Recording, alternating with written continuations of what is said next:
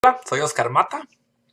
Quiero estudiar con ustedes en esta oportunidad un estudio acerca de el alma. ¿Qué es el alma? Se dice mucho acerca del alma.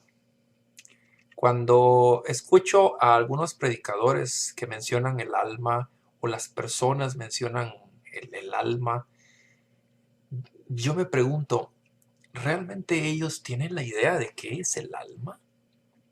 ¿Y usted tiene idea de qué es el alma? Quiero empezar este estudio leyendo con ustedes Génesis capítulo 2, verso 7. En la Reina Valera del año 2000, esta versión dice: Formó pues el Señor Dios al hombre del polvo de la tierra, y sopló en su nariz el aliento de vida, y fue el hombre un alma viviente. Yacía aquel hombre sobre la tierra de donde Dios lo formó, sin vida, pero con todos los órganos esperando para funcionar. ¿Qué necesitaban estos órganos para funcionar? Necesitaban oxígeno. Necesitaban ser oxigenados para funcionar. Sucedió entonces que Dios, no sabemos cómo lo hizo, pero sopló en la nariz del primer hombre y éste empezó a respirar, constituyéndose en un alma viviente. Cuando empezó a respirar, el oxígeno llegó a todo su cuerpo, los pulmones, todo, al cerebro, y entonces el hombre se activó.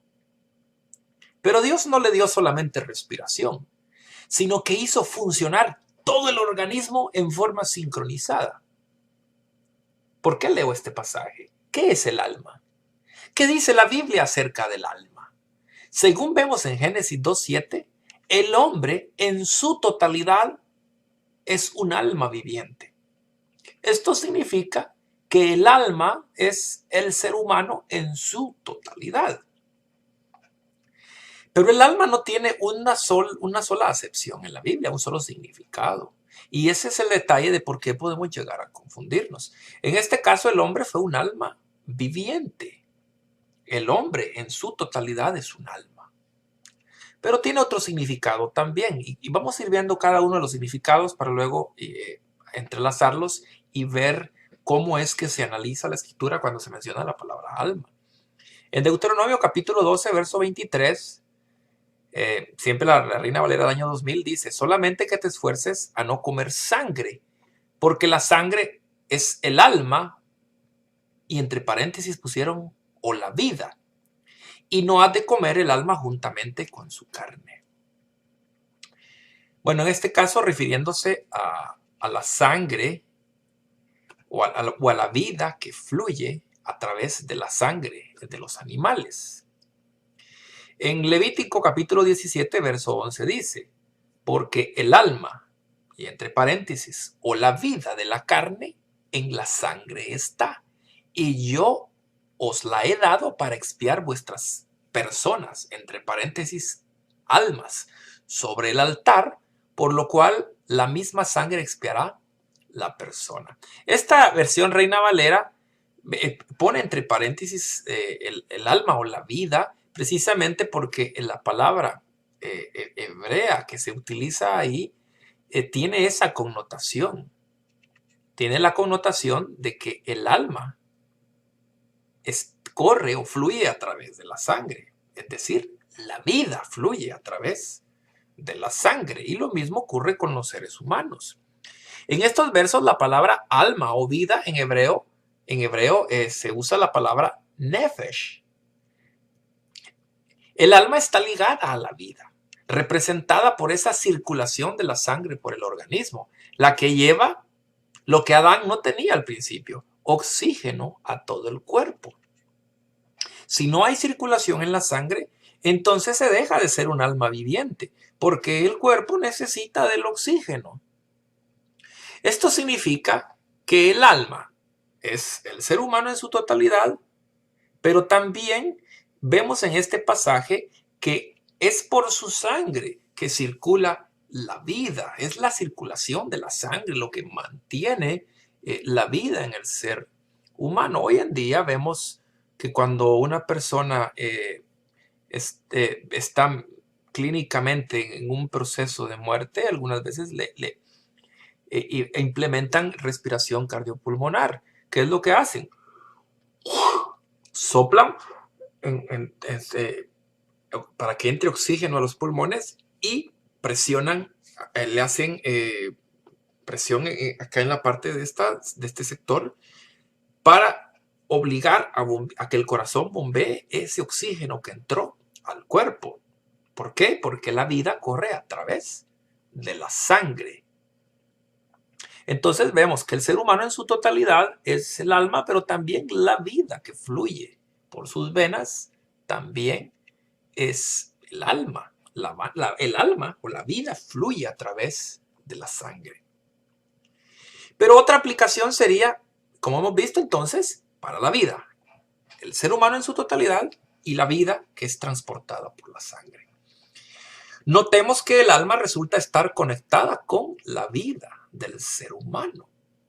Ojo, con la vida del ser humano. Quiere decir que cuando el ser humano muere, ya no puede ser considerada un alma viviente y por lo tanto, ¿qué es lo que sale del ser humano? Como algunos dicen, si ya no se es un alma viviente.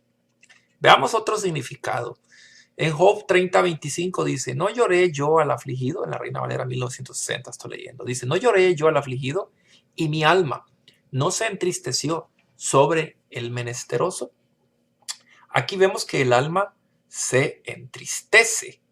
El Salmo 6, verso 3 dice, y también mi alma está muy turbada. ¿Y tú, oh Jehová, hasta cuándo? Aquí vemos que el alma puede estar turbada. Vemos que se entristece, pero también se turba. Y ya en el Nuevo Testamento, Mateo 26:38, de Jesús dijo, mi alma está muy triste hasta la muerte. Aquí Jesús dijo que su alma estaba triste. Este verso nos permite comprender mejor por qué el alma tiene sentimientos y emociones. Aquí aparece ya en el Nuevo Testamento, ya vimos que en el Antiguo Testamento es Nefesh, que también se relaciona como alma, pero también se relaciona con la vida. Pero en el griego, aquí en el alma, que menciona aquí en Mateo 26:38, la palabra griega que utiliza es psuke, de la cual se deriva la palabra castellana psiquis. ¿Ya va comprendiendo? La psiquis está relacionada con el alma y con las facultades mentales. De la palabra psuke derivan las palabras psicología y psiquiatría. Esto nos enseña que el alma no es algo metafísico interno en el ser humano. Según vimos, el alma puede entenderse de varias maneras en la escritura. El ser humano en su totalidad es el alma, o el ser humano es un alma completamente, un alma viviente. Todo, en su integridad completa, el hombre es un alma. Pero también la vida que fluye por sus venas es el alma. Y también las facultades mentales sensitivas o afectivas. Esto ya visto con la acepción de alma en el Nuevo Testamento con la palabra griega psuke. Pero lo que menos significa alma es una especie de fantasma o espectro dentro de nosotros, como muchos se enseñan. Las ánimas, dicen, ¿verdad? Que ánima es otra palabra para decir alma. Las ánimas que vienen y atormentan al ser humano, las ánimas que andan por ahí deambulando. Hermanos, hermanas, debemos ver lo que la Escritura dice. Y muchos algunos predicadores dicen, oh, es que el alma ya está allá con el Señor. ¿Ok? El alma, ¿qué es lo que está con el Señor? El hombre en su totalidad no puede estar porque su cuerpo quedó aquí en la tierra. Adán fue un alma viviente hasta que él tuvo vida, hasta que el oxígeno fluyó por sus venas. Entonces, ¿qué es lo que está en el cielo si el alma está allá? Las facultades mentales, sensitivas o afectivas, estas no tienen espectro alguno. Estas fluyen a través de los pensamientos. Por lo tanto, Si fluyen a través de los pensamientos, una vez el cuerpo muere, el cerebro se pudre y ya no hay facultades mentales, sensitivas o afectivas. Por lo tanto, no hay ningún alma en el cielo desde este punto de vista. ¿Por qué? Porque cuando una persona muere, ¿qué es lo que sale? El aliento de vida. Eso es lo que sale. Ezequiel 18:20 dice, el alma que peca, esa morirá. ¿Qué es lo que muere por causa del pecado? El ser humano en su totalidad, con todos sus sentimientos, deseos y emociones. El alma que peca, esa muere. Todo lo que significa, todo lo que es esa persona muere. Hay muchos que enseñan que el alma es inmortal, pero esto, mis queridos hermanos y amigos, la inmortalidad del alma no es un asunto bíblico, es un asunto que viene desde la filosofía antigua. Los griegos tenían esa clase de filosofía de la inmortalidad del alma. Y esta filosofía se coló a las doctrinas cristianas. Ojo con eso. La Biblia está diciendo que el alma no es inmortal. ¿Por qué? Porque dice claramente que el alma que peca, esa muere. Sencillo. El alma no puede ser inmortal. Oh, el alma se fue al cielo o al infierno. ¿Cómo se va a ir si el alma es mortal? La escritura claramente dice que el alma que peca, esa muere. La doctrina de la inmortalidad del alma no es bíblica. Es filosofía griega, filosofía pagana. A todos nos agrada la palabra inmortalidad. Y no estamos en contra de ser inmortales. Pues es importante comprender ¿cuándo lo seremos? O si ya lo somos. Eso es un detalle que tenemos que analizar. El vocablo inmortalidad se encuentra en varios versículos de la palabra de Dios. Busquemos su correcta colocación. Por ejemplo, en 1 Timoteo 1:17 dice, por tanto, al Rey de los siglos, inmortal, invisible, al solo sabio sea honor, sea honor y gloria por los siglos de los siglos. Amén. La inmortalidad es uno de los atributos divinos que solamente está en Dios, en su propia esencia, y no la recibe nadie. ¿Por qué? Porque Dios no es un cuerpo mortal. Aún Jesús, como el Hijo de Dios y como parte de la esencia divina, al tomar cuerpo mortal, Él también murió. ¿Por qué? Porque Jesús ya no estaba en esa esencia divina, que es inmortal. Y así lo hace ver el apóstol Pablo. En 1 Timoteo 6:16 dice, quien solo tiene inmortalidad, que habita en luz inaccesible. Solo Dios tiene inmortalidad. ¿Cómo pueden predicadores decir que el alma es inmortal, que el alma no muere? Si la escritura claramente dice que solo Dios tiene inmortalidad. ¿No le parece que hay algo extraño en esas doctrinas? Que filosofías se han colado entre el cristianismo. Y posiblemente usted dice, amén, gloria a Dios. No, revise esa escritura. Concluimos esta parte diciendo que solo el Padre Celestial posee ese atributo de inmortalidad en su propia naturaleza. Él ha sido, es y será inmortal, porque en Él está el principio fundamental de la existencia. Ningún humano a la fecha puede ser llamado inmortal. La palabra de Dios claramente clasifica al humano como un mortal. Y por lo tanto debemos creer al concepto de la escritura y no a los conceptos de la teología humana basada en filosofías y en paganismo. Originalmente encontramos la idea del alma inmortal, como hemos dicho, en los pueblos egipcios, griegos. Y ya lo decía, el filósofo Platón escribió en su diálogo Fedón lo siguiente. Oiga, el filósofo Platón, no lo estoy citando la Biblia aquí. Platón dijo o escribió, el alma, cuyo atributo inseparable es la vida, nunca admitirá lo opuesto a esta, la muerte. La muerte es meramente la separación del alma y del cuerpo. Hermanos, ¿no es eso lo que predican desde el púlpito algunos? ¿No le parece a usted que el filósofo Platón es la cita por excelencia para muchos predicadores, sin decir que Platón lo dijo? Lean algunos textos fuera de contexto, nada más. Platón es el que aparece en la historia como haber dicho que la muerte es la separación del alma y del cuerpo. Y como dicen, oh, el alma se separa, pero luego dice que el alma tiene como atributo inseparable la vida, es decir, el alma no muere. Ese es el detalle. Virgilio, el más célebre de los poetas latinos, popularizó esta idea de Platón por todo el mundo. Estos pensamientos paganos fueron admitidos por teólogos occidentales y orientales. Por ejemplo, Orígenes, exégeta y teólogo en Alejandría, escribió esto. Orígenes, no estoy citando la Biblia, estoy citando a un teólogo cristiano. Él dijo, él escribió, las almas son inmortales, de la misma manera que Dios es eterno e inmortal. ¿Cómo pueden decir semejante cosa? Si la escritura claramente dice que solo Dios es inmortal. Tertuliano, doctor de la iglesia en Cartago, también dijo, sigo la teoría de Platón, toda alma es inmortal. El Tertuliano fue, o por lo menos fue honesto. Tertuliano fue honesto. Él dijo que seguía la teoría de Platón. No citó la Biblia para eso.